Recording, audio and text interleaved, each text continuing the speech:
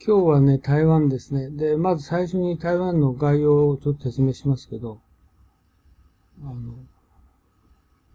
中国はね、台湾の領有権を主張して世界的には認められていて、だんだん台湾が台湾を国として承認している国が少なくなってきてるんですね。うん。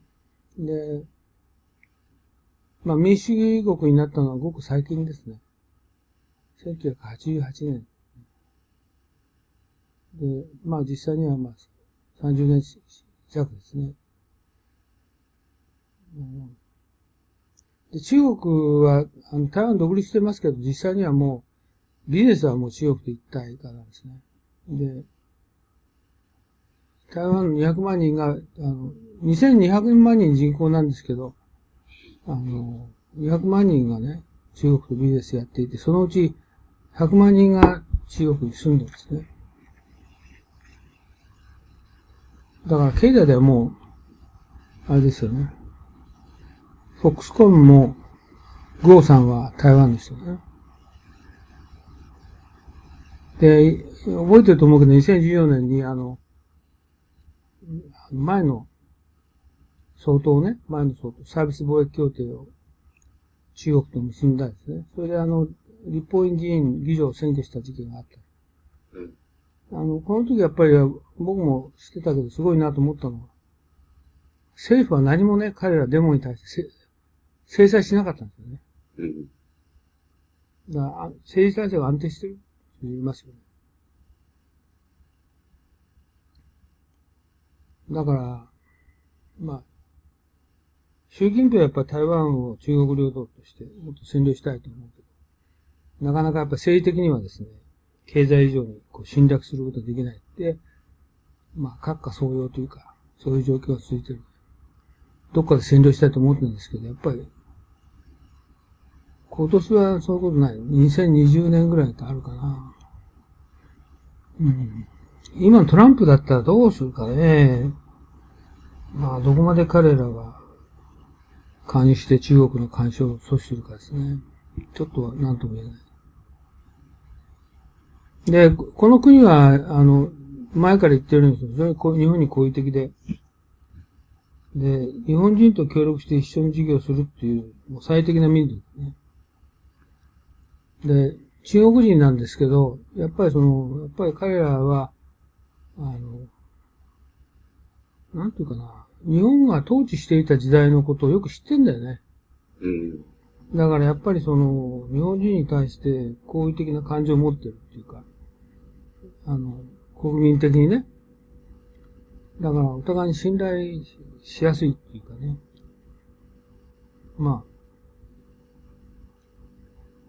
僕の家族がね、うまくいかなかった経緯があるから、必ずしも誰もが信用できるとは言えないけど、だけど中国人だから、所詮、それはそうだよね。だけど、本土よりもはるかに、馴染み深い、ね。で、台湾の人ってやっぱり中国語喋るんで、書いてるゴーさんのようなね、フォックスコンのような会社がある、ね。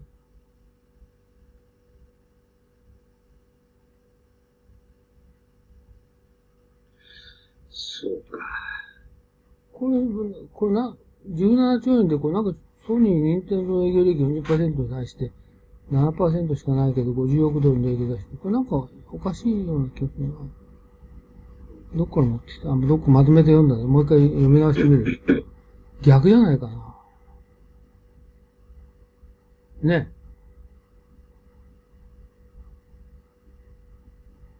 これ逆じゃないかな。こっち円で書いて、これドルで書いて、またおかしいね。薄利って書いてあるから、やっぱ薄利なんだろうな。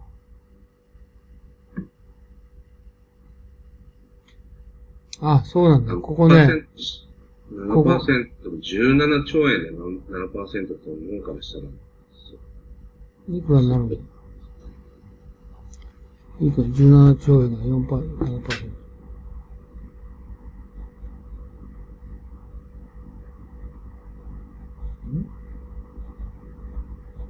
あれこれ計算機出てない。あった。17兆円の 7%? 1.19 兆円。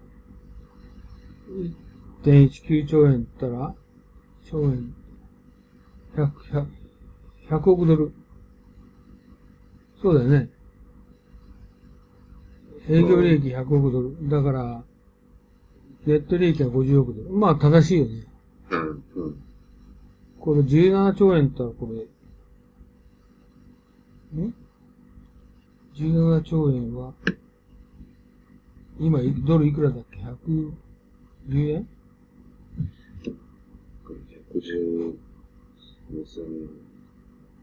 ?110、いくらだ ?1546 億。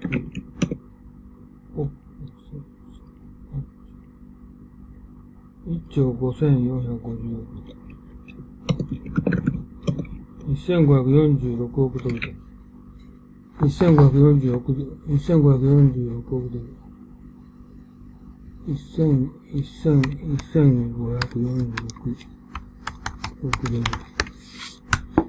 だったら、それかける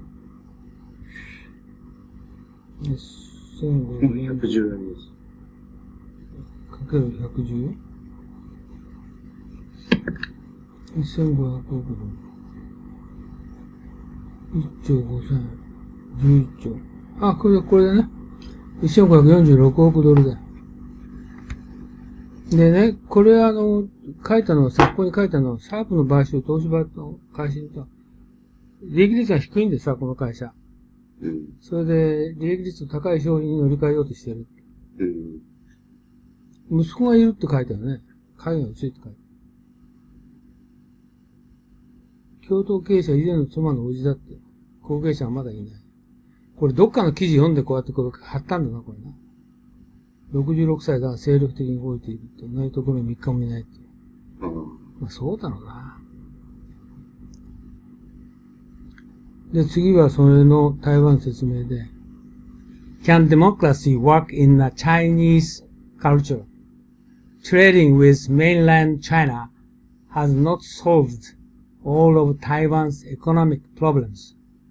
The results of the general and presidential election in Taiwan on January 16, 2016 had been predicted by pollsters for months, but the size of the landslide victory came as a surprise.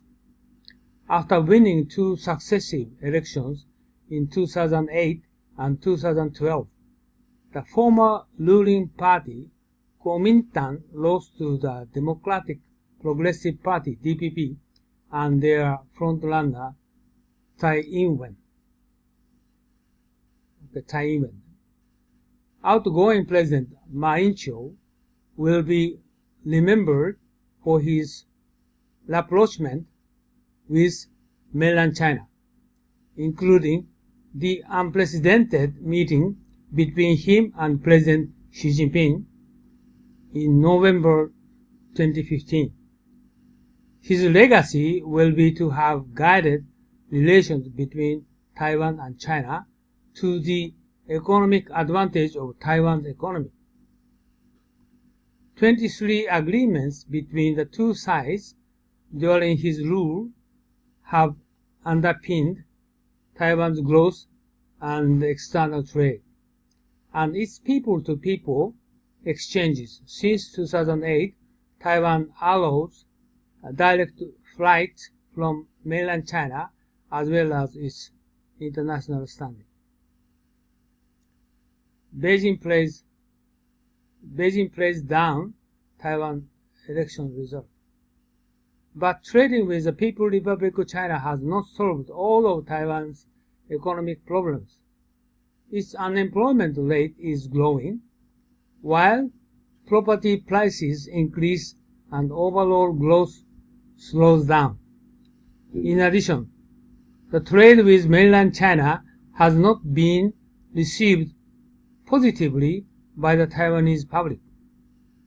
In 2014, thousands went onto the streets in Taipei in what became known as the Sunflower Student Movement to protest against the Kuomintang's appeasing approach to China. Growing public concerns. The movement was triggered by legislative plans for the Economic Cooperation Framework Agreement which the Kuomintang had negotiated with China. The protest also reflected growing public concerns over greater dependence on China and possibly steps toward unification with China. Ma may have failed to educate the public about these agreements, but he certainly underestimated the increasingly widespread political and security concerns that contributed to his dramatic fall from grace. Okay, this is I picked up not Wikipedia. This is aljazeera.com. Okay, so next is the Sunflower Revolt protest in Taiwan. This is 2014. They happened, and I'm going to show you this below. The Republic of China, or Taiwan, as it is better known, has been independent from mainland China for over half a century. However, China claims the island as its territory and has a stated aim of reunification. Throughout March, protests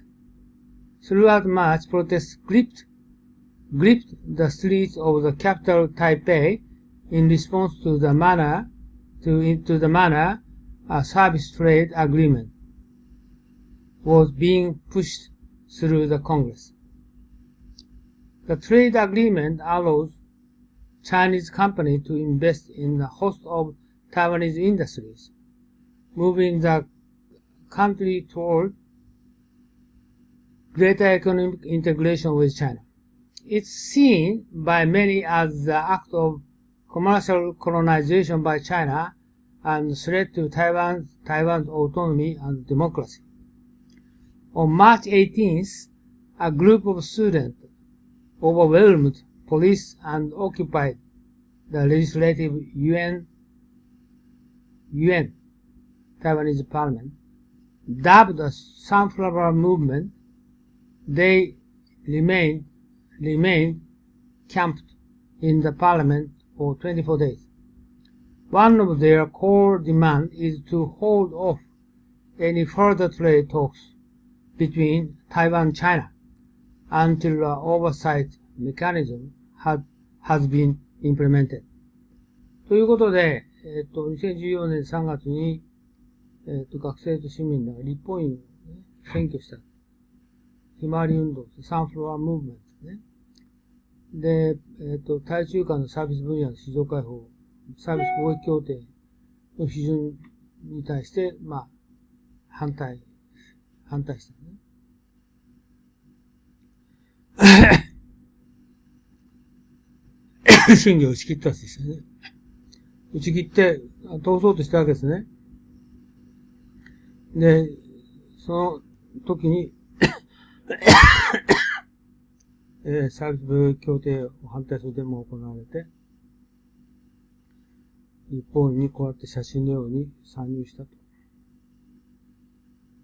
で台湾は歴史上初めてだけども、台湾、これ学生を支持するデモが数千か数万人集まって、公園市民学生のほか、民主進歩党などの学生と歩調を合わせて、この時はだから実際には関係もやっぱり弾圧しなかったね。やっぱりそういう中国、馬委員長が中国寄りの行動したけど、結局、国民は一線を引いたっていう感じなんでしょうね。で、これで、単語をちょっと見ていきますけど、predicament。時々出てきますよね。unrelenting。これもよく出ますね。obstinate これも出ますね。deliberation これもよく出ますね。あ、これだけしかないんだ。短いのかなこれ。説明文章長いけど。短いのかもしれませんね。あ、短いの。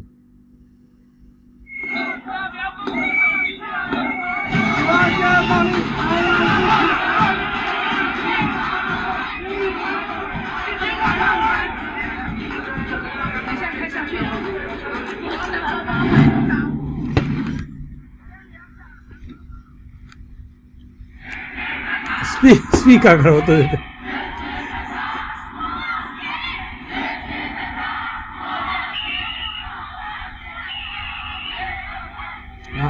On March the 18th, students occupied Parliament in response to the signing of the controversial service trade agreement with China, which was passed without the knowledge of Congress.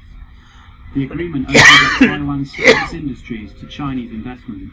I was there since the first day of the protest, and it was kind of scary at the first night because we actually broke into the legislative units and we were like sitting in the middle of the Congress and holding our hands together. The police tried 4 times to break into the Congress, but what is funny is we thought that we will drag out by the police in the first night, but actually this is like 20-something night today.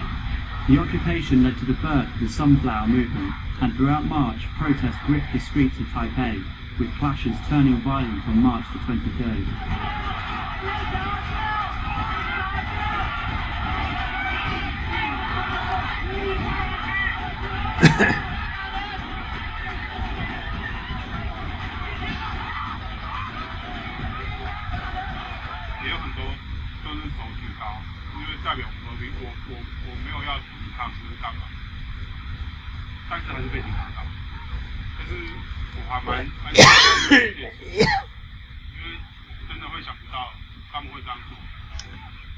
On March the 30th, the protest reached its peak when an estimated 350 to 500,000 people took to the streets. I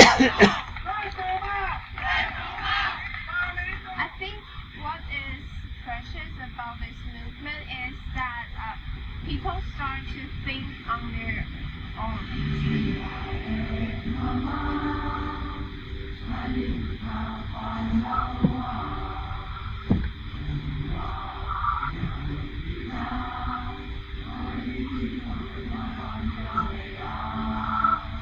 Changquan 在中国的这样的状况，就是身为一个小国，是让你更没有自主性，必须要选边站，然后你的命运被宰制。那这个东西是全世界各国都在面对，然后乌克兰就是这个显例。最担心的状况就是说，因为其实我们一直都采用和平抗争的方式，然后但是政府的态度一直很强硬。如果马政府呢持续的在用这种坚硬的态度，那可能抗争会激化，然后说最极端的可能后来就变成武装革命，或是恐怖主义。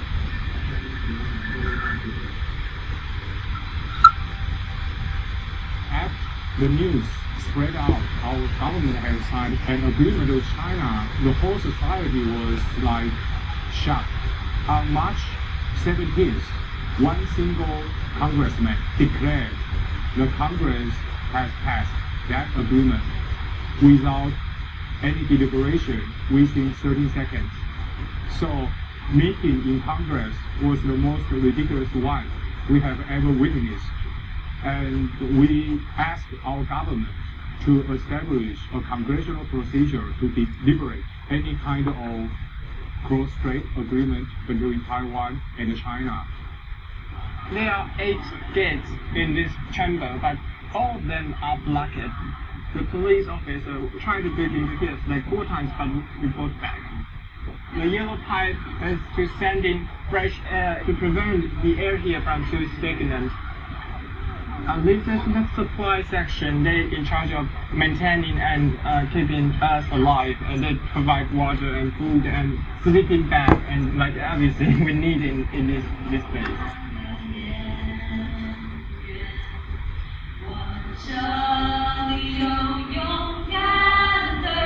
And the agreement covers some industries which are quite sensitive. for our national security, like telecommunications. And from a political perspective, as the Communist Party has once announced, it's much easier to buy Taiwan instead of invade Taiwan using forces.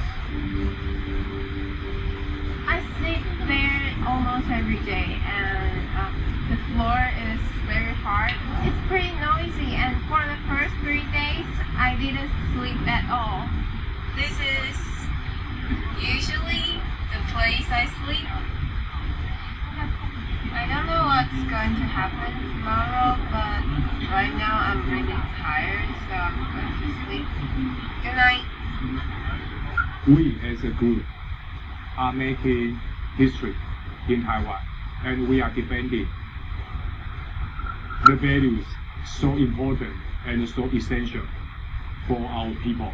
And we get enormous support from every corners in Taiwan. The next day, students agreed to leave Parliament on April the 10th after the Speaker of the House offered to set up a mechanism for public oversight before resuming any trade talks with China. As agreed, the students left Parliament after 24 days of occupation. If the government fails to keep to their agreement, the students have vowed to return in 60 days, the time it takes for a sunflower seed to reach full bloom. Okay, this is ordinary people's opinion 1. Instead of government to force make contract with trade agreement with China. It's a good example, right? Mm-hmm. So this is sunflower movement, and then next is story from the future of democracy. Andre will share stories of the dramatic transformations underway to upgrade democracy in Taiwan, how they engaged thousands of citizens in bottom-up policy development to solve the Uber problem. Oh, this is Uber problem. A digital media channel where young people are engaging directly with politicians, and how virtual reality is shaping public policy. と書いてあるんだけど、中身がどうも違うみたいだね、これ書いてあるの。台湾は戦後40年軍事政権。90年代において報道が自由化されると同時に PC が発明され、ウェブの浸透と民主主義の浸透同時期だった。ひまわり学生運動は情報技術を駆使して世界に展開されたので、その効果は多かった。その効果は大きかったよね。最近でウーバーが規制されている。感じが。大きかったって大ですよね。あ、そうか、大か。最近ウーバーが規制されているフランスを除いて、全く前に世界的に拡大している政府の規制について、彼は熟議民主主義の手法を語っている。熟議民主主義を法制化をするとか改正するときに、一般大使の意見を委員会のような媒体で受け入れて、その考えを制度に反映するやり方が、バーチャルリアリティの開発に直接政府の関係者とインタラクティブに意見を交わすこともしている。そうすることによって政府の政策をダイレクトに反映することもできる。民主主義はただ単に投票するだけではない。データをシェアすると同時に、それをもとに議論をして政府を巻き込んで方向性を出していく。こうすることによって既存の社会システムを加速する技術を利用して再考し、こうしてバラバラな考え方を統合していくことによって民主主義を保持していく。なかなかそういう、あれですね。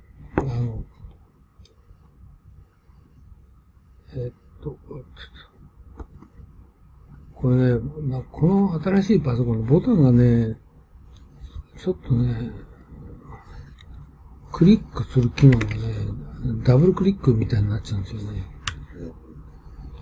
キャットニップ。犬ハッカーって知らないね。キャットニップ。Life is 蔓延して。ネームコーリング。これよく前も出たよね。フィンガーポインティング。サングイン。これもよく出るね、サングイン。自信を持ったって言ったから、サングイン、そうだったかな。アフィレーション。所属だった。トランスクリプション。ステノグラフィー。あんまり出てこないな。インシデンタリー。これもよく出るね。beside the point。ミーム。これよく出ますね、ミームね。これはね、プリントできないですよ。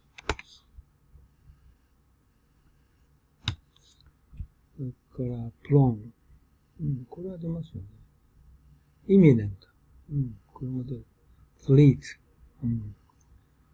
これしょっちゅう出ますね。コンフィスケート。イノクレーション。これもよく出ます。タリー。これも出ますね。コディファイ。出ます。エンパシー。イデオロジー。ポテント。アーティファクト。アーティファクトってあんまり聞かないな。コンセッション。これしょっちゅう出てくるね。クリエイティブカマンズ。クリエイティブカマンズ。これは、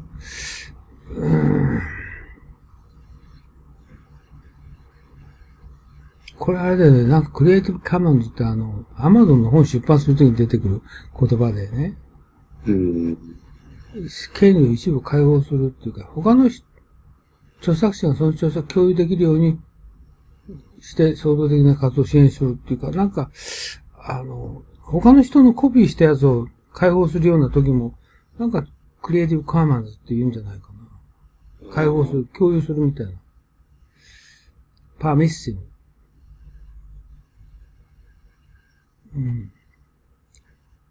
シンギュラリティ。これしょっちゅう出ますね。特異性。フューズ。ボリーション。これはあんまり聞かないな。ボリーション。ボリーション。あんまり聞かないですね。まあこれ単語結構10分ぐらいかな。もっと20分もあるよ。すごい。So, hello everybody. I'm really excited to be here. これはあれだ。I am actually from 4 hours in the past. That is Taiwan, which is like south of Japan, east of Hong Kong, and an island with 23 million people. So I'm going to share with you some stories about what we've been doing in Taiwan in different democracy over the past two years or so. And this talk is called Reinventing Democracy. And it starts 2 years ago, but most recently was propelled by our new president who came to office this May, Dr. Taiwan. I voted for her. I'm very happy that she's our president. I voted for her for many reasons, but one of the primary, the gut feeling reason is that I live myself with 7 cats and 2 dogs. And she is a fellow animal lover. We share some very, very similar values, such as marriage equality, cultural diversity, Aboriginal rights, animal welfare, even animal rights. So, as we are so closely aligned, I'm here to present you our first family. Dr. Tsai is not marital partner, so this is literally our first family. And the best thing about this arrangement is that you cannot bribe first family members. Well, you can with catnip, but they will not suggest public instructions for you. Right. So between the time where we had our presidential election in January and she came to office with the first family in May, there were 4 months of transition time. It's usually, if you're transitioning from one party to another, there's a time rife with personal name calling, fights, legislators, and things like that. But it was totally peaceful. The 4 months, Taiwan did not appear on international news because there's nothing to report. It's so peaceful, the transition, that nothing newsworthy is happening. It's just a straight, very peaceful transition of power. And I think the reason is that the outgoing premier, our previous premier, Simon Zhang, he did not belong to any parties, and he was a Google engineer. He is the first supercomputing hacker of our country. And when he became our premier, that is our prime minister, he made the open government his calling and basically said, okay, everything is in the open, I do not serve any party interests. So this is why it was so peaceful. And before he was a premier, he was the digital minister. And when he was a digital minister, his main contribution is to say anything, any ICT system, any computer system that the government funded that is less than maybe $1 million must release all its data as open data under an open license. And it's a top-down national policy that all ministries have to follow.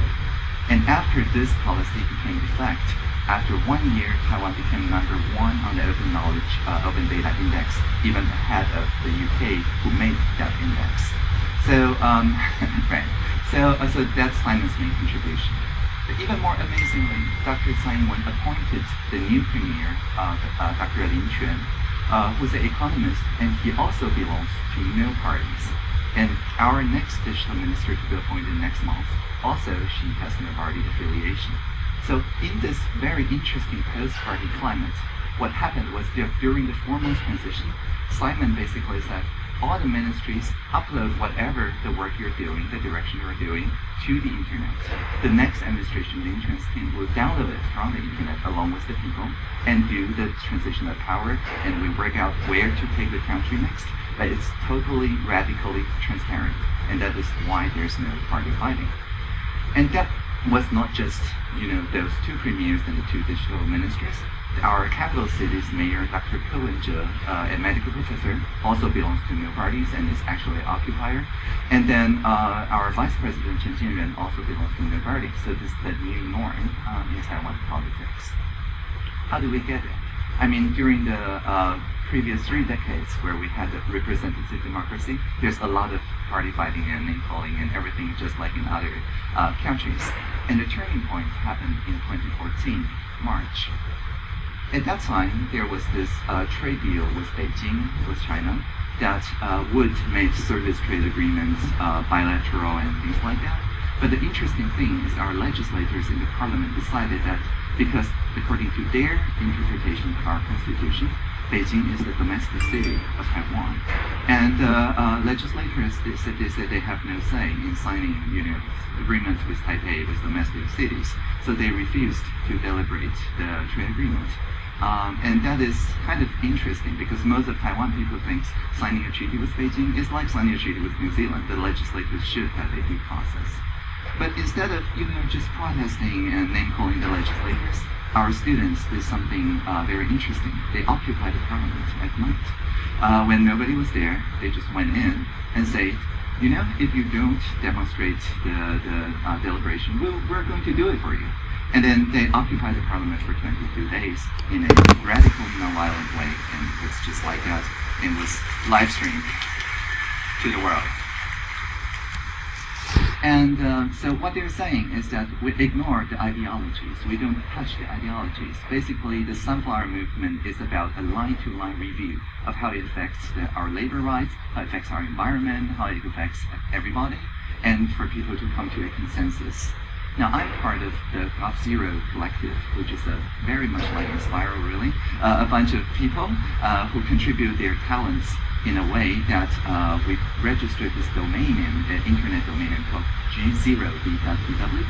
And so for each government agency, like the environmental agency, which would be env.gov.tw, we built a shadow website that is just one letter different. If you change in your browser bar env.gov.tw to eovg0v.tw, you get into the shadow website, which displays the same information, but in an open data, interactive, visualized way that basically hacks the government domain system in this way. And then we relinquish our copyright, usually under Creative Commons Zero, meaning we abandon our copyright. And so when the next budget cycle comes, the government can just cherry pick the work that we do and make it the official government website. That's what we've been doing for the past 2 years. So when the Sunflower Movement happened, the Graph Zero people are like, yeah, we should probably donate our talents there too. So we set up a mesh network, meaning that it's a peer-to-peer network system. We set up broadband access for the students there. We set up live streaming, real-time transcription, stenography, and everything. so that everybody, 500,000 on the street and many millions in the world, can see what is exactly being deliberated in the occupied parliament until they won their argument and the head of parliament says, okay, I think this way of doing things is better, and they just victoriously withdrew from the occupied area and into the world. So, but why? Why does hundreds of high-paying, like I myself is a Apple consultant, and the other GovZero people are Google consultants, HTC, high-paying like technicians, designers, user experience people. But when democracy calls, we just donate our talents and basically just went to the street with the occupiers. And why is that? I think that's because in Taiwan, we are the first generation to speak out freely. Taiwan had almost 40 years of martial law, of a dictatorship. And it was lifted, press freedom was lifted only at 1988, which is also the year of personal computers. And we had our first presidential election in 1996, which is also the year of the World Wide Web popularity. So for us, democracy, internet, they're not two things. They're the same thing. It's the same people who learned about democracy, spoke about democracy, went to the streets, and the same people who built the first websites to do the free software movement. So in our nearby countries like Singapore and Hong Kong and Japan, when they hear free software, they think, it's cost saving, and then maybe open source, right? But when we hear free software, we hear free as in freedom, as liberty, as something that we can customize to our own needs. And it's just incidentally free of cost, but that's besides the point. So after the Sunflower Movement, something very much like Spain happened, like the Podemos party happened. Out of the 6 major metropolises in Taiwan, the occupiers won 5 of those mayors. And that means, basically, those mayors they didn't even expect to be elected, got elected by the popular will, by the occupiers, and then people demanded button-up democracy. So the national premier, the prime minister, the minister that was there during the Occupy resigned, saying, I don't understand these people. And then a new premier, an engineer, came to the office and said, from now on, open data and crowdsourcing is going to be our national direction and nothing else. So that's his main platform. And so we experimented with a lot of ways to solve like national disputes, things that divides the community in the nation with open source techniques. And one of the issues that faces us back at 1 year ago was a platform called Uber. Now, 1 year ago, Taiwan was more or less in the same place as New Zealand is when Uber came. Basically, it first worked with legal professional drivers and tried to offer a app-based hailing service that is more a nicer human experience, so to speak. But after it gains some footage, some foothold, and then it moves to other cities like Christchurch, I think, in New Zealand, and then it starts working with people who don't have professional driver licenses, who don't have to pay taxes, and so on, and undercut the existing taxi cab system. And when it starts doing that, it advertises something what we call algorithm over regulation. It is a very wordy way of saying computer code is better than regulators to regulate public transport. And this idea has its merits, but it's like a meme. It's a virus of the mind. If sufficient drivers get this idea into their mind and they start driving for Uber, they're prone to spread this idea to their fellow drivers. And this is exactly how Uber is able to recruit this many independent or so-called independent drivers to their fleet. So it is a epidemic of worldwide way. Some countries try to negotiate. Some countries like France basically confiscated and tried to put people in jail, but none of it actually did much effect. The next day, the Uber just kept running. Because just like an epidemic virus, just like the common flu, just like tsunamis, you cannot really sit down and negotiate with a virus. It's a different category of things. If this is not called Uber, it may call itself Lyft, it may call itself something else. It is this idea that people have to grapple with, not any particular company. But without a good way to negotiate with this kind of idea that's spreading, people often start to argue, and then indeed occupy or surround the Ministry of Transport, and the taxi cab will take to the streets, and so on. And so when we pondered the problem, we thought that the only way to bring everybody to a consensus is to get the Uber drivers, the taxi drivers, the legal and illegal ride-sharing communities, the scholars, the rule makers, everybody, and listen to each other. Because listening to each other deeply, what we call deliberation, is an inoculation, is a vaccine of the mind. Once you have thought something very deeply with people who are very different from you and come to a conclusion, you become immune to propaganda. You become immune to anything that people will write to try to mobilize you and appeal to some gut level emotions, because you've already thought about it very clearly. And so, to be very precise, we collect all the facts, and then we ask what people feel about the facts. There's no right or wrong. For the same fact, I can feel happy, you can feel angry, it's okay. And after we carry everybody's feelings to the same place and tally it, we ask for ideas. What are the best ideas that could take care of everybody's feelings? And then only the best ideas get ratified into a regulation. And this is what's called the focused conversation method that we've been using. But the regulations are not always done that way. Before we established this work, in Taiwan, we already had what we call a draft review cycle. I hear that New Zealand has something like that. When the government proposes a bill, there's a draft, and before it's passed to the legislature for reading, the public gets a chance to comment on it. But the problem is that what we see at that stage is just ideas. The draft is already codified ideas. We don't see all the facts of the open data and all the feelings that promoted those ideas. But the problem is that if you just propose ideas to people without the background, without the context, without the empathy-building dialogue, ideas sometimes grew into ideologies. Ideologies is even more potent virus of the mind, that if you're hit with ideology, it blinds you to new facts. It blinds you to other people's feelings. And so our work is trying to make the facts, not only through open data, the government publish all the data that it uses to make the decision, but also welcome the private sector and the civil society to contribute data. And then we use this innovative open source platform called Police, where people can just go and look at the facts and say, what do I feel about it? I feel insurance is important. I feel something is important. And then you can click yes or no on one people's feelings at a time. And as you click yes or no, your position moves along your Facebook friends and your Twitter friends. And what we're saying is that after answering 9 or so of such questions and contributing your own feelings, any feeling that convinces a supermajority of people will be used as the agenda that we use to negotiate with Uber. And this is our methodology at the feeling stage. And at the idea stage, we connect people with the 3 different ministries of all the private sector and the civil society actors, and then we sit down with all the stakeholders, and we show them all the facts we've discovered, we show them the common feelings that we have gathered, and so it's a very efficient feeling.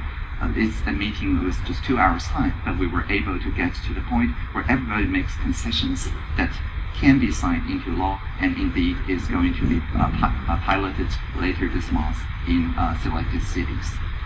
So Uber is a very good case as a pilot because the media loves it. It loves conflicts. It loves those kind of fighting stories, right? But when we reach consensus, indeed this month is going to pilot it, the media doesn't really like that bit of the story. Of the peaceful resolution. So it moves on to some more fighting stuff like Airbnb and such. So, right. So what we're trying to do here is we establish our own media. To the left is the Reporter. It's a crowdfunded about $1 million and about 250,000 subscribers by now, and it's entirely open source. Every article, every photo that we make is Creative Commons. The entire website is open source under the MIT permissive license. So at any time the crowdfunding runs dry, people can just take whatever is in it and make new media based on it. And then we also experiment, this is called Talk to Taiwan, a virtual reality reporting environment where we invite the mayor, the ministers, like the cultural minister at the time, to talk with us for 1 hour. But before that 1 hour, we spend a few days using Police again to gather what is your feeling about our Taiwan's current culture policy. And we use the consensus as the theme to ask the cultural minister.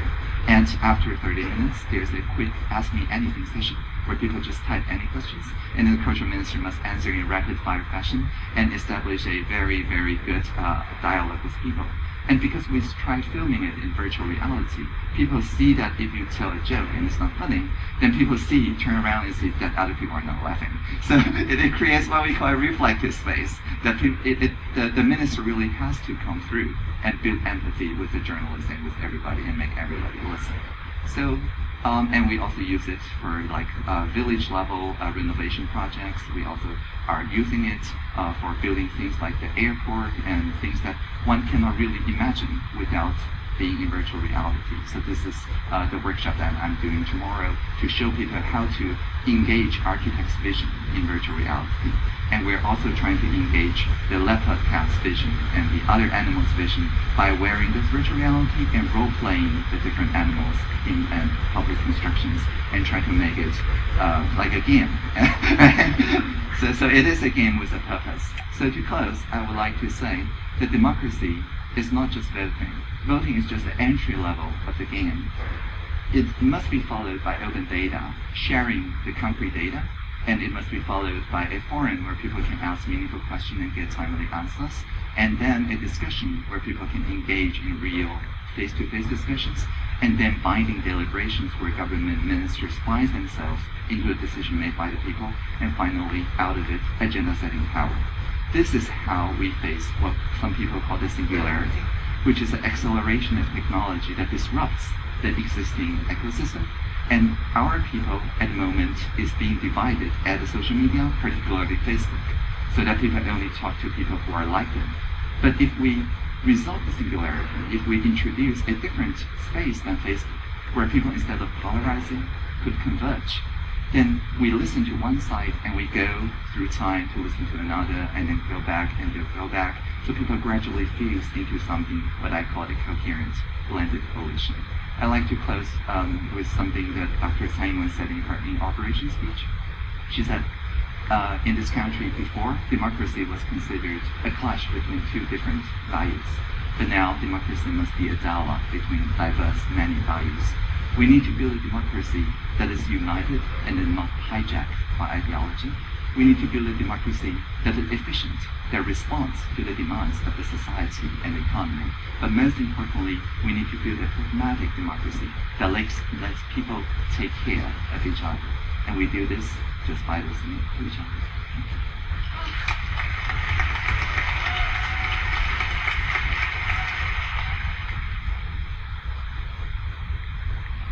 ということです。OK。Just I'm sending mail, sorry. Just a moment, just a moment.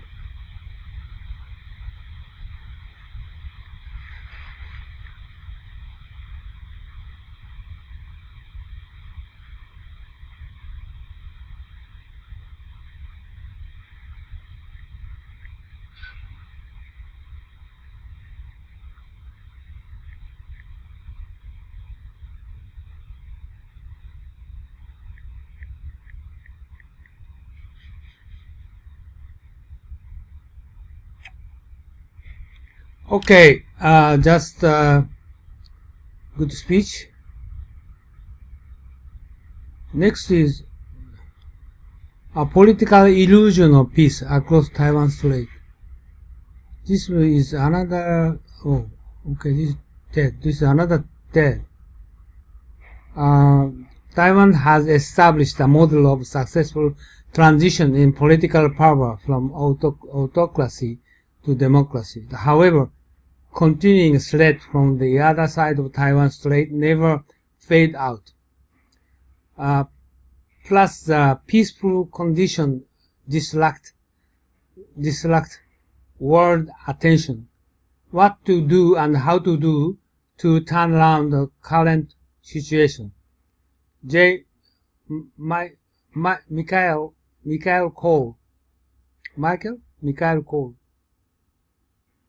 Michael Cole suggested some pathways to go. Michael Cole has published several books and approximately 2,000 newspaper and journal articles about Taiwan, China in such publications as the Wall Street Journal, the Diplomat, Huffington Post, CNN, and several others. He was deputy news editor at the Taipei Times from 2010 to 2013 and served as a senior member of Thinking Taiwan Foundation from 2014 till 2016.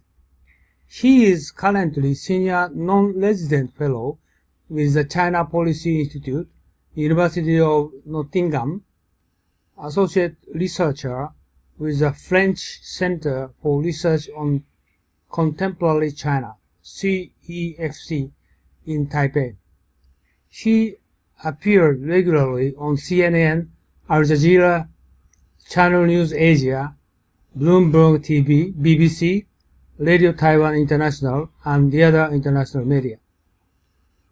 で、彼は、基本的に台湾の課題を提起している。これちょっとね、変わったビデオだと思うんですね。台湾は自主的に独立国であるが、中国の一部であるという世界にそうであっても、彼はそうして台湾のあり方を問うている。台湾は自主的に独立国だ。彼は変えて思っていないのだが、そもそも中国が台湾の領域を主張することはおかしいと言っていて、中国が力でそうしてしまっている。彼はないのだが問題を提起することは評価できる。彼はだから、最初のトランプが蔡英文に電話した時と同じですよね。要するに、カマンセンスで言ったら、なんで国は独立国じゃないのって、そんなノリで喋ってます。だからなんていうか、こういう人もいるのかなってこう持ってきたんだけど、面白いと面白い。abuse, on the brink of, convince, rampant, sown, traumatic, rapprochement, waxing, eloquent, imposition, tantamount. これもよく出ますね、tantamount。意外と。submission, incompatible, impediment. これもしょっちゅう出ますね。reconciliation, amiable. これもしょっちゅう出ますね。determinant, preposterous, これ時々self-evident, diaspora. これしょっちゅう出ますね。have lost all sense of direction, vocal, beast, unjust, get away with. これ余計なこと書いてる。get away with.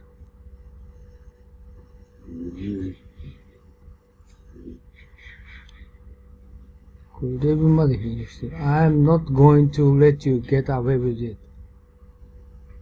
Get away with doing what you want to do. covet. これ単語引いて、最近はね、例文を貼り付けるようにできるだけしてんですね。英語の勉強で。だからどちらかっていうと、英語の勉強できるっていうか。頻度は僕はこれ書いてないけど、今口で言ってるけど、何度も出てくるやつなんですけど、できるだけ意外と、なんていうか、東洋漢字以外の英語だけど、しょっちゅう出てくるっていうのをこう貼り付けて。忘れちゃうけどね。で、ブログにも、今度この台湾のやつ貼り付けてありますけど、今日のやつはね。ただ、長いので、例えば携帯電話で見たりしとると、ちょっと長すぎるかなと思って、どっかいい方法ないかなと思ってるんだけど、さっき言った YouTube に貼り付けちゃう、あと、YouTube じゃなくて、ウェブに貼り付けちゃうと、逆に今度は、有料にしたら誰でも見れちゃうんでね。いい方ないかなって今。メールが長すぎちゃうんでね。Okay, let's have a look for this YouTube. This is very interesting.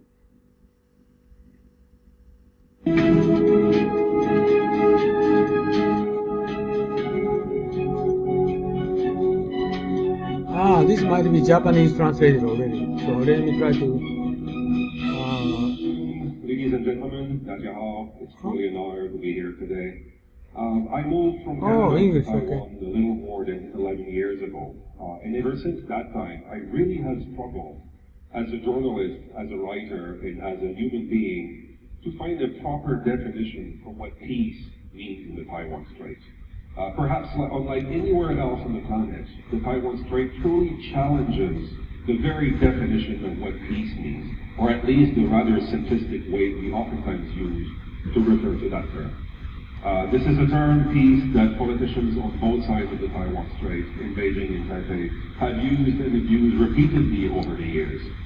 During the 8 years of the President Ma Ying-jeou administration, President Ma himself often told us that the Taiwan Strait, which for decades had threatened to be a zone of conflict and perhaps even a war, was quickly being transformed into an avenue of peace, or so he said.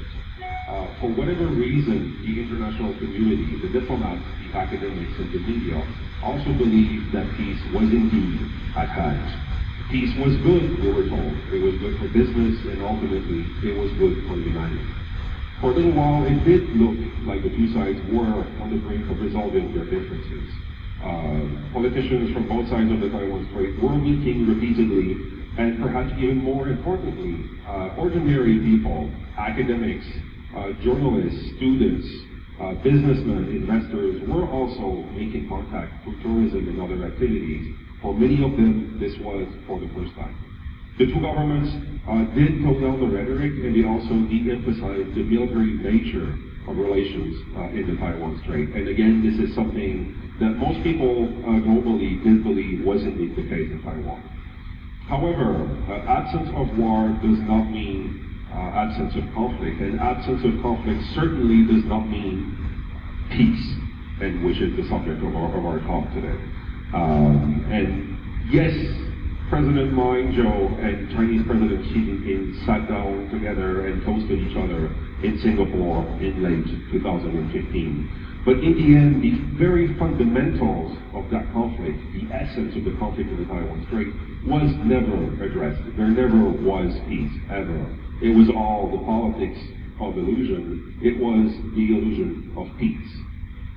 Nevertheless, again, the international community having convinced itself that peace was at hand, attention shifted elsewhere, and the media turned to this part of the world, which certainly offers a series of opportunities for drama, from North Korea trying to develop nuclear weapons, to rampant human rights abuses in places like China, Myanmar, Cambodia, and recently in the Philippines, to war in countries like Pakistan, Afghanistan, and Syria.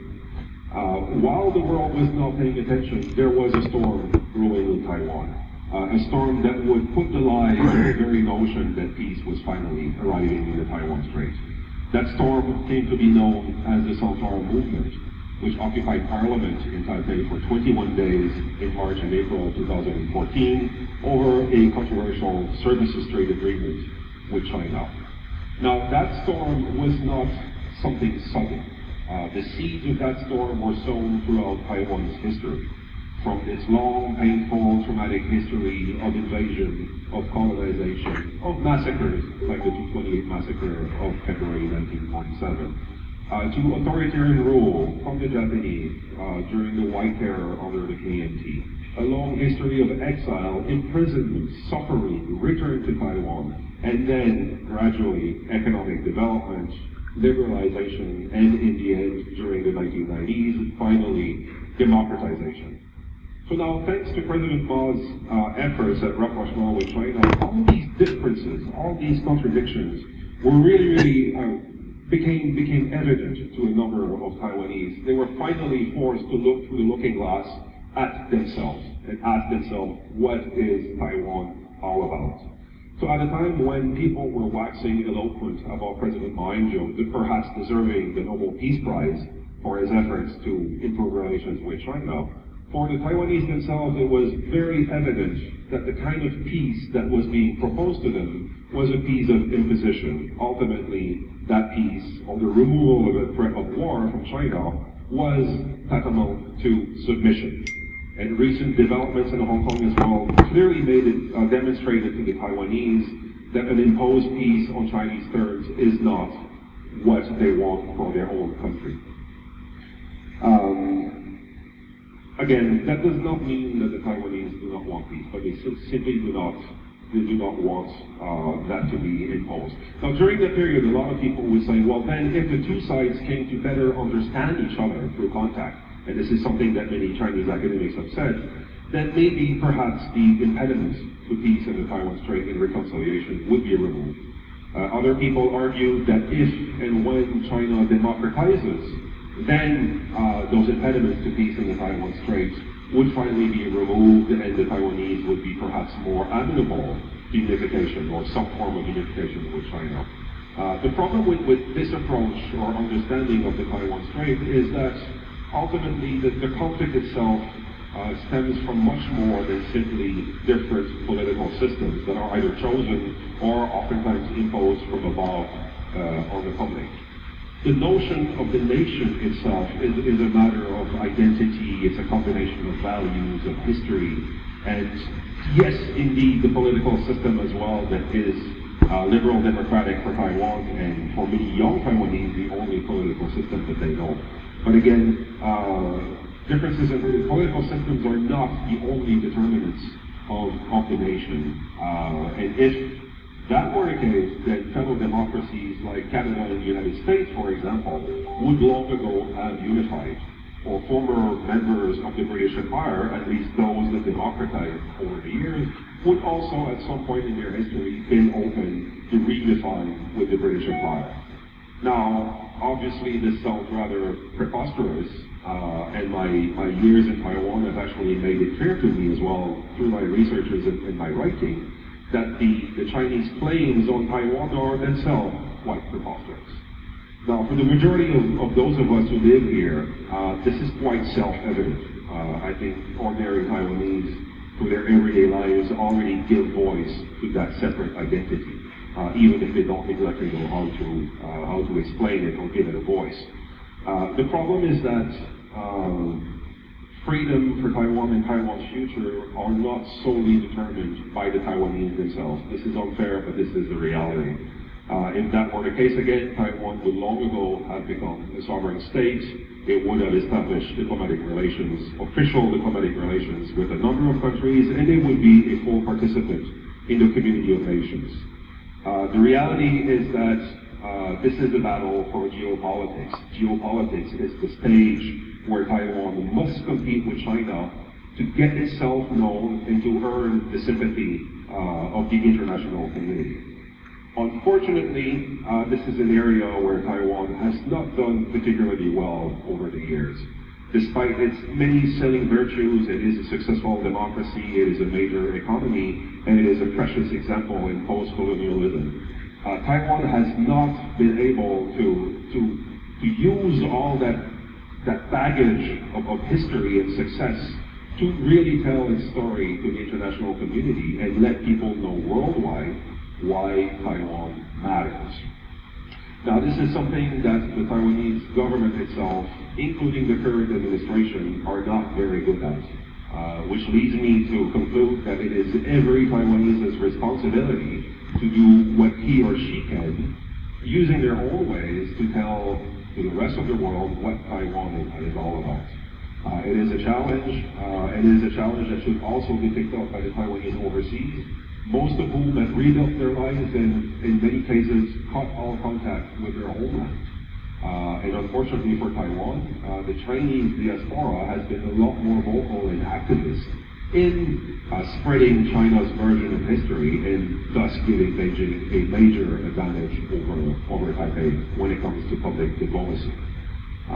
Taiwan has been very successful in business at exporting itself and its model globally, but in the world of public diplomacy, they have not been as successful. So now Taiwan really needs to stop thinking like an island and really join the community of nations and be vocal about what it is. It needs to learn to sell itself, not just its products. Now, definitely, there is a role as well for Taiwanese of all stripes. Again, they need to find a language by which to explain why Taiwan matters to the international community. And by language, I don't just mean the written and spoken word. They need to find the language of emotion. They need to use the arts, culture, tourism to attract people and to make Taiwan better known to the international community. Right now, academic journals, academic conferences and volumes are of interest to a very narrow group of individuals who are not large enough or perhaps not even influential enough to make a difference in the Taiwan Strait. So really the Taiwanese need to find new ways, new models to really engage the international community in a more effective way. And it's quite surprising because despite all its virtues, Taiwan is very likely the most successful and certainly the most peaceful country on the face of the planet that faces an existential threat from a larger authoritarian regime. But despite the fact that it has the moral high ground, oftentimes it is ignored by the international community, or sometimes it is even compared to rogue regimes like North Korea or Zimbabwe, to use two examples. That is unfair, but that is the reality. Two other peoples who have been locked for several decades in the land issue are the Palestinians and the Israelis. Notwithstanding the fact that these two peoples have used over the years kidnappings, state terror, state violence, these two peoples have still succeeded in earning the respect and appealing to the international community and certainly to international sympathy. So we really need to ask ourselves, why is it that Taiwan, democratic, peaceful Taiwan, has not been able to earn for itself the kind of visibility and sympathy that states that behave much more dangerously, if you will, than Taiwan. So this is a question that I certainly would like to leave each and every one of you today. And again, ultimately, what needs to be accomplished is to tell the community of nations why Taiwan matters. In a world that seems to have lost all sense in recent months, in recent weeks, with the assassination of foreign diplomats, or entire cities being destroyed in countries like Syria, and we will have speakers from war-torn Syria later this afternoon.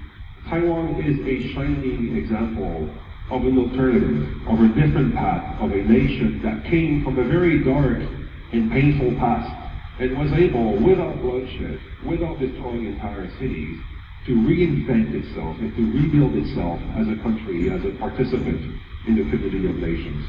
I think this is an extraordinary accomplishment that the Taiwanese have not been vocal enough about internationally. They have been, in my opinion, a little bit too humble when it comes to their ability as a whole, as a people, regardless of the political parties that they vote for, to build a nation to achieve something quite extraordinary and precious in the face of immense external challenges, not only from China, but from a community of nations that more often than not chose to ignore it. Another reason why I believe Taiwan is very important and matters is the fact that the manner in which conflict in the Taiwan Strait will be resolved will very much be a determinant of the kind of China that the international community will have to deal with for decades to come. And this is very, very important. If we feed the beast by giving it what it wants in unjust terms for the Taiwanese, we will be creating a monster that will cause serious trouble for the community of nations again for decades to come. So, to make sure, or at least limit the possibility that Taiwan would be annexed by China, its best weapon is to make itself better known and better explain itself to the community of nations. Otherwise, if people ignore it, then China will easily get away with what it would call its wishes ultimately to annex Taiwan. So definitely, knowledge is Taiwan's best ally to ensure its survival. And lack of knowledge and ignorance are its worst enemy.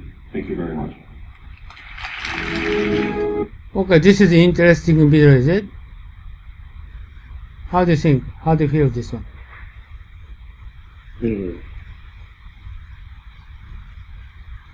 This is very, his presentation is very exceptional, okay? We can't find out any person speak out kind of opinion against China. So he just bravely talking about this kind of, his opinion. By the way, this is the end of Taiwan. And Taiwan is, we have, because I'm very strong connection with this country for more than 30 years, so I just very well knowledgeable for those areas, so I didn't pick up any more detailed information for this Taiwan. But do you have any question for Taiwan? Taiwan, the second video, what is it? The saying in TED is like. Oh yeah. You talking about Uber? No, second video, second one. What was second one? Michael Cole, the J. Michael Cole.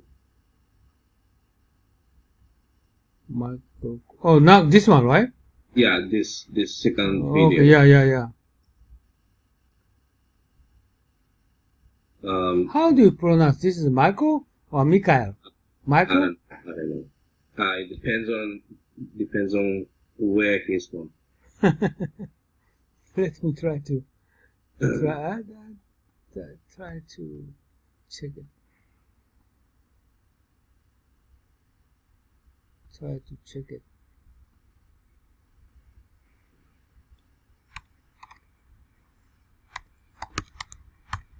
This one? Michael. Oh, okay, you're right, Michael. Sorry, okay, go ahead. But if he's from France or some other area, the writing is same, but pronunciation is different. J. In French, Mikael. Cool. Cool. I don't know where he comes from. But he's Wall Street Journal or some other lot of newspapers. Michael. Okay. CNN and Al Jazeera. He's also lots of he just coming up here on this news media. He's a very famous person, but he's a strongly speak against China. Right? This is very rare video. Usually we can find out like kind of his opinion. Nobody talking about Taiwan is independent, but actually independent, right? Yeah. He just put some general overall direction of the Taiwan that he want Taiwan to think, not only the diplomats, not only the government, but also the journalists, some person in academic arena or some ordinary persons, all getting all together. Then Taiwan have the new direction to feel themselves in the international community. But is this, I don't know, is this the feasible or actually I think the possible or feasible. Yeah, the idea is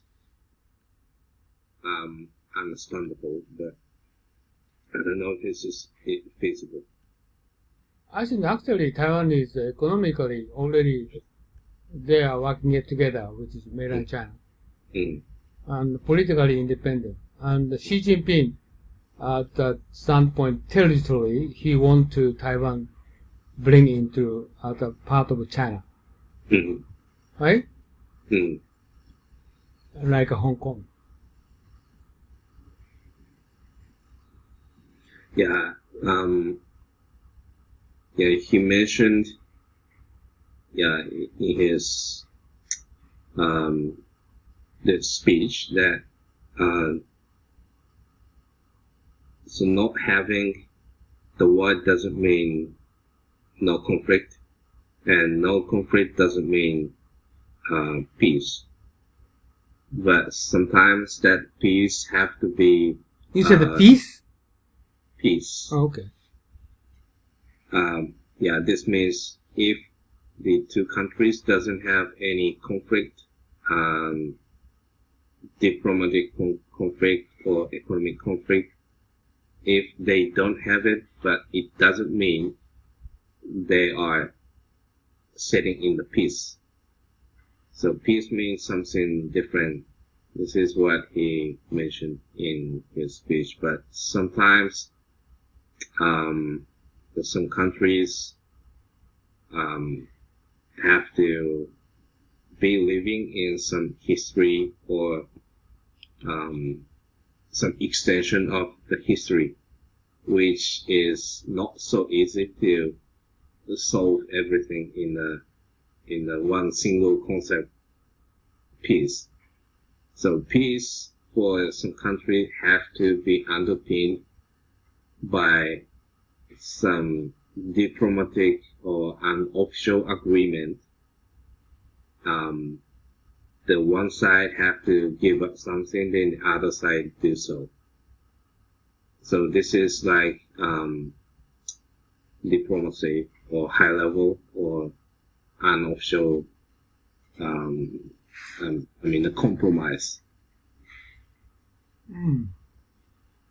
I don't know. Even that kind of things can be opened, as the first speaker is saying in the TED.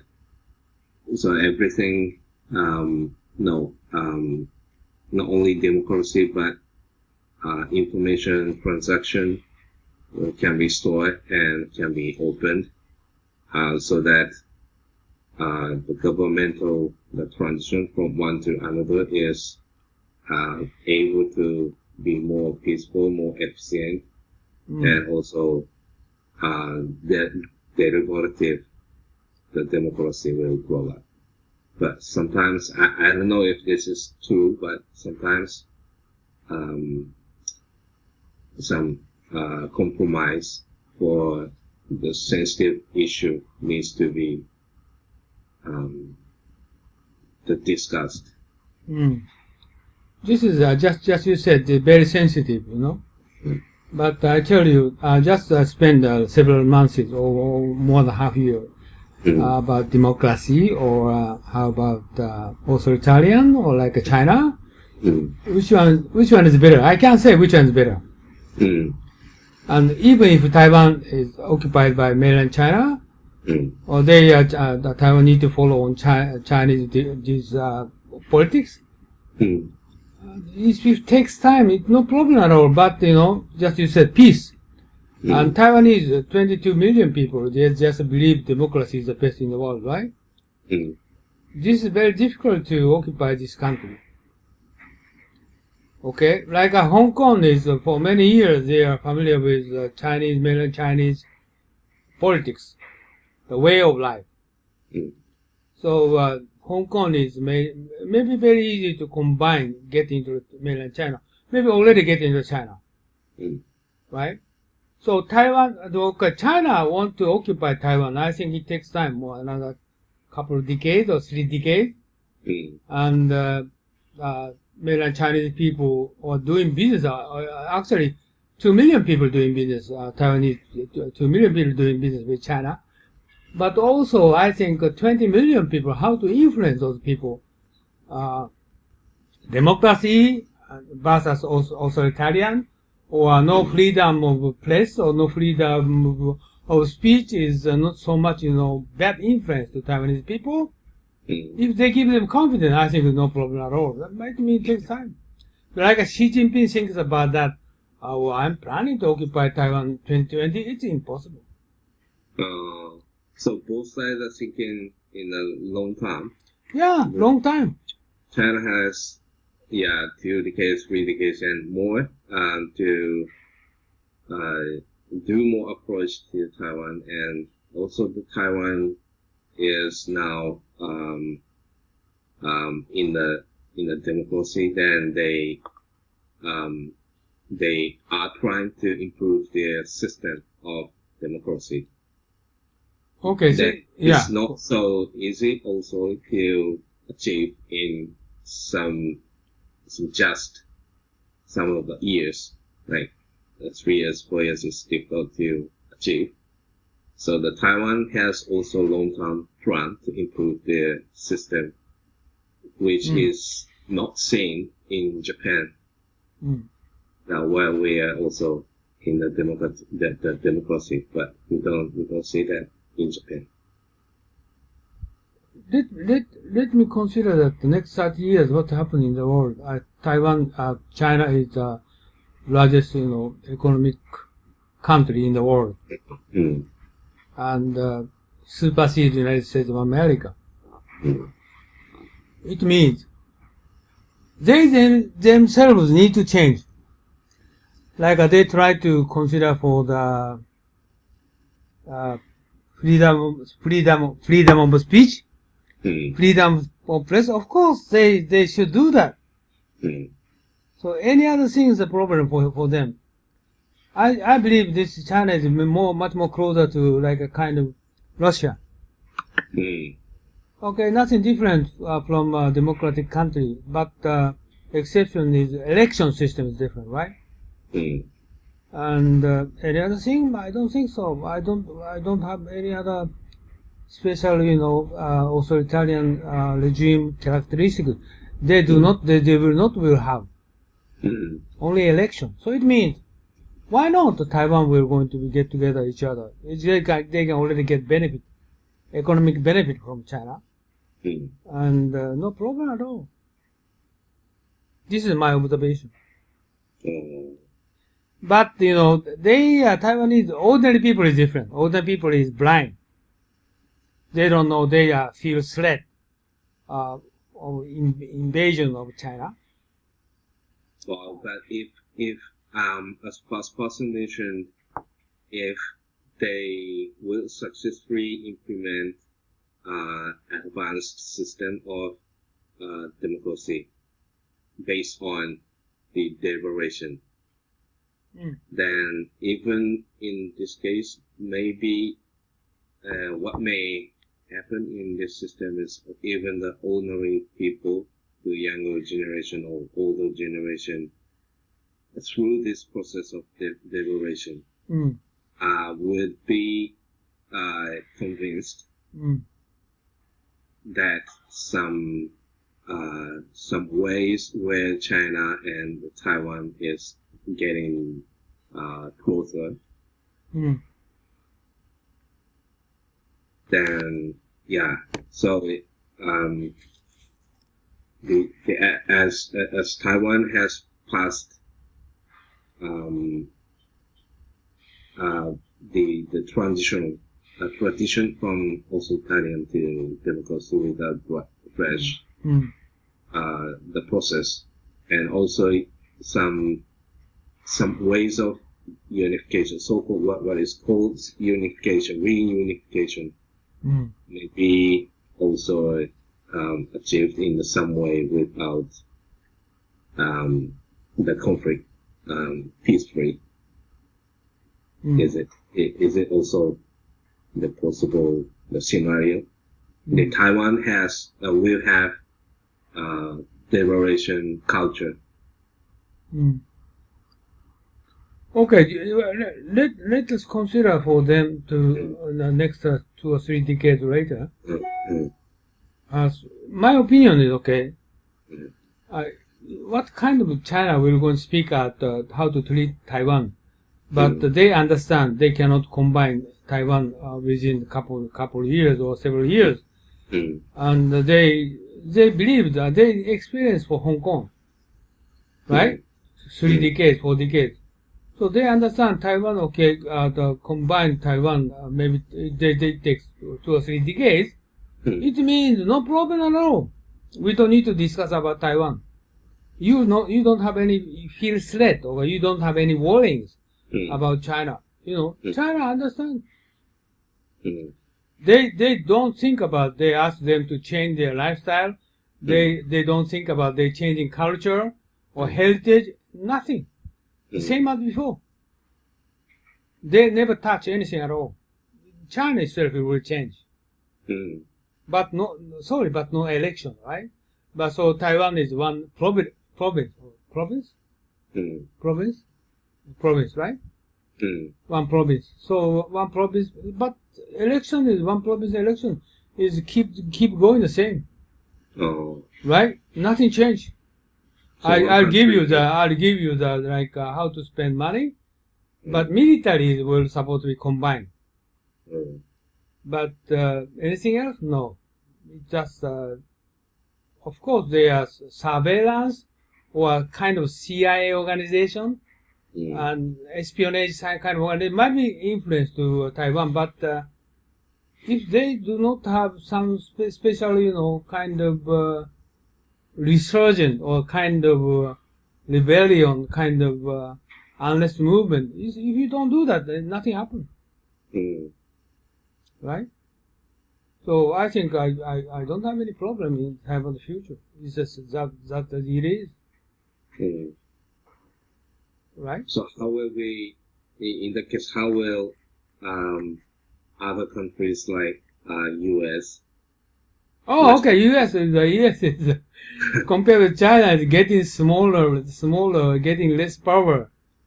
Next 3 decades, India might be bigger. Okay.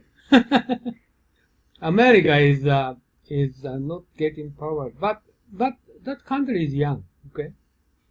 Because they are people, not white people. White people already 100 million, right? And more people coming from South America. So this country much more younger country, but country economical political power will going to be superseded by China, by India. Right? So this is we need to consider for next 3 decades. 2050. 2050 is world will going to change.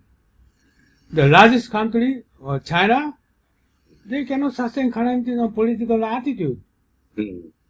Number one in the world, so you need to control the world. So you must consider for the world peace, not your own national interest like like America. So they're going to change anyway.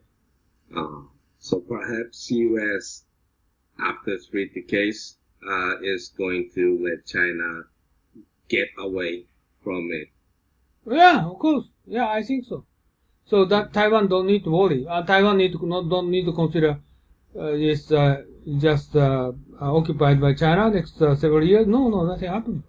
They don't do that. They have a mindset of more big mind, not small mind. Don't invade. No, they don't. They have no intention to invasion to Taiwan. Right? Same people. So problem is Japan, Japan, they don't change? Oh, no, they don't change, right? This is the problem. How do you say they don't change? How do you say it in English?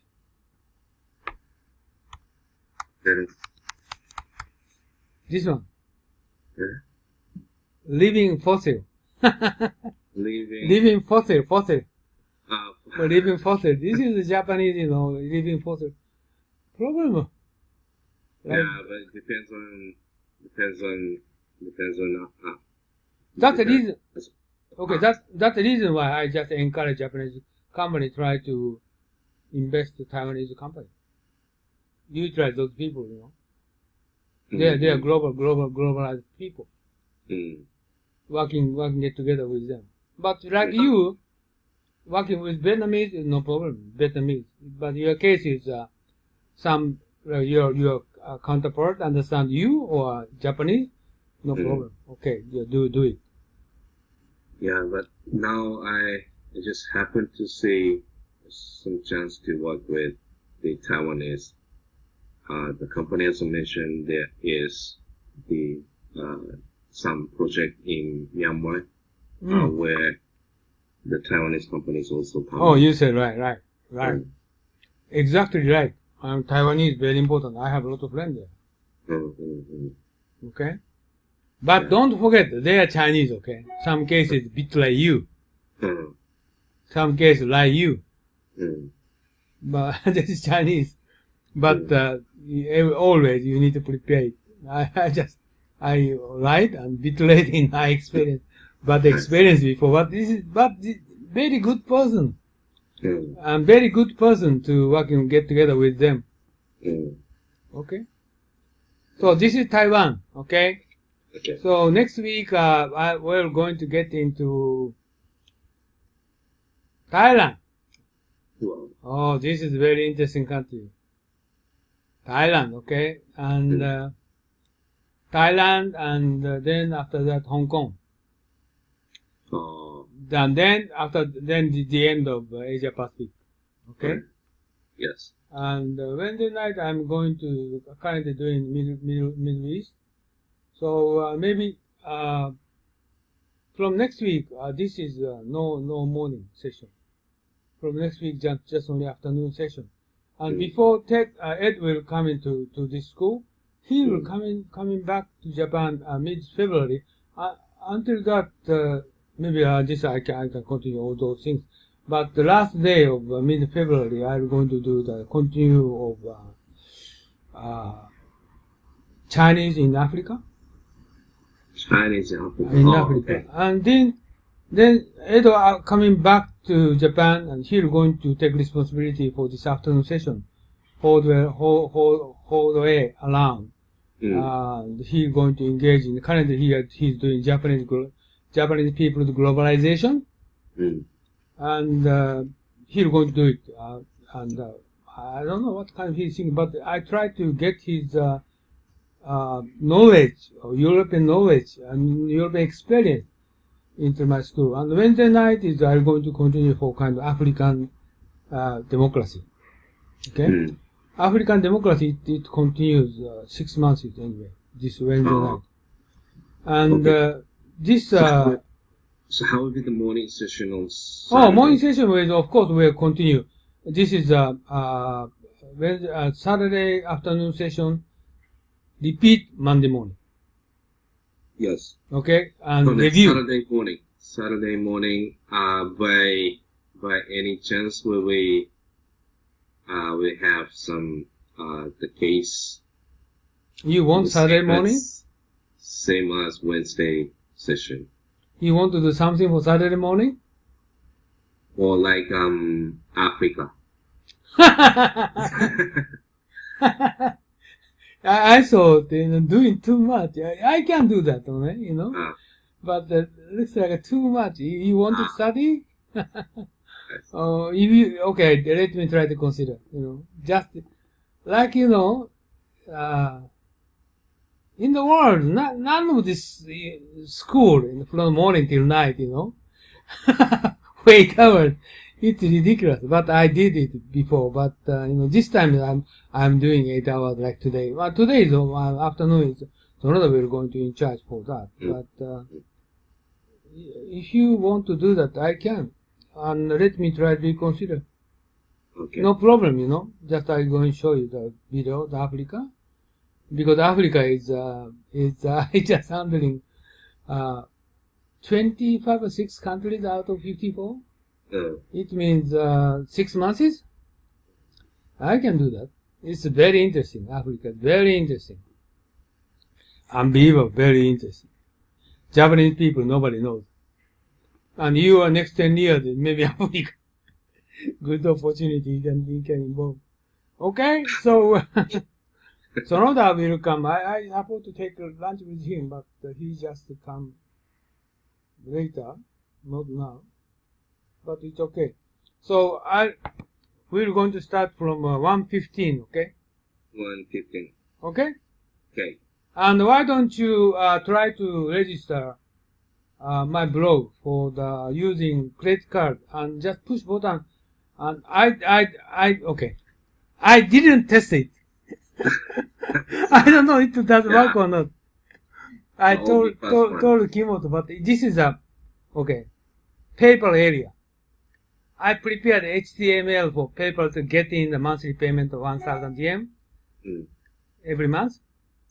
And they prepared, give me some HTML coding. I did it, okay?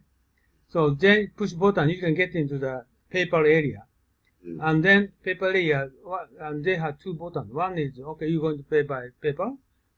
Okay, this is maybe 100% for sure, I'm very guaranteed. They're going to accept your 1,000 yen every month. But another approach, they're going to tell you, do you want to pay credit card? And you just push, okay, I want to pay credit card button. This is what 100% I don't know for sure. Is this workable or not? Maybe this is a Japanese screen coming up. I'm worried about and actually my blog reader is more than 1,000 people is 1,500 people is not Japanese. They try to get into this school. Maybe they don't understand what this means. So I just worry about that. Just tell me later this afternoon. I try to change it. Okay? Okay. Okay, so see you 1:15, okay? Okay. Thank you. Okay. Just I need to finish this one. Okay.